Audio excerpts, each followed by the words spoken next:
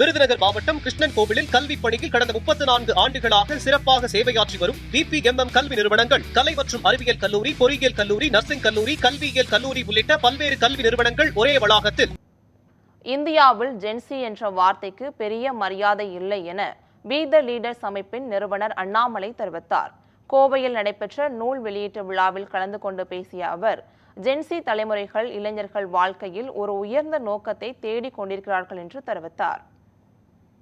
ரொம்ப இன்டெலிஜென்ட்டா, ரொம்ப ரெஸ்பான்சிவா, பேட்டில்ஃபீல்ட் டாக்டிக்ஸ் முழுமையா தெரிஞ்சவங்க எல்லாம் நம்மளுடைய ஆர்மிக்கு தேவைப்படுறாங்க.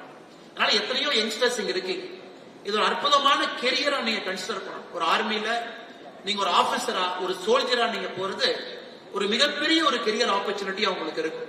ஏன்னா ஜென்சி பாத்தீங்கன்னா இந்தியால மட்டுமே ஜென்சிங்கிறது நம்ம எல்லாருமே ஜென்சின்னு சாதாரணமா சொல்லிடுறோம். ஜென்சி யார் அப்படின்னு கேட்டீங்கன்னா, இந்தியாவை பொறுத்தவரை நம்ம ஜென்சிங்கிற வார்த்தைக்கு பெருசா மரியாதை இல்லை. காரணம், இளைஞர்கள் தான் நம்ம சொல்றோம். இது அமெரிக்காவை பொறுத்த வரைக்கும் ஜென்சி 1996 இருந்து 2013-14 வரை யாரு பிறந்தாங்களோ அவங்கள ஜென்சின்றோம்.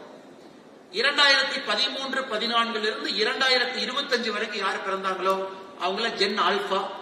2026 இருந்து யார் பிறந்திருக்காங்களோ அவங்க ஜென் பீட்டா. ஜென் பீட்டா வந்துருச்சுங்க, அடுத்து வந்துட்டாங்க. இப்ப நிறைய பேருக்கு நம்ம பேசினாவே, ஆனா நான் ஜென்சி, என்கிட்ட வேற மாதிரி பேசுங்க அப்படின்னு நம்ம இளைஞர்கள் சொல்றதை நான் பல இடத்துல கவனிக்கிறேன்.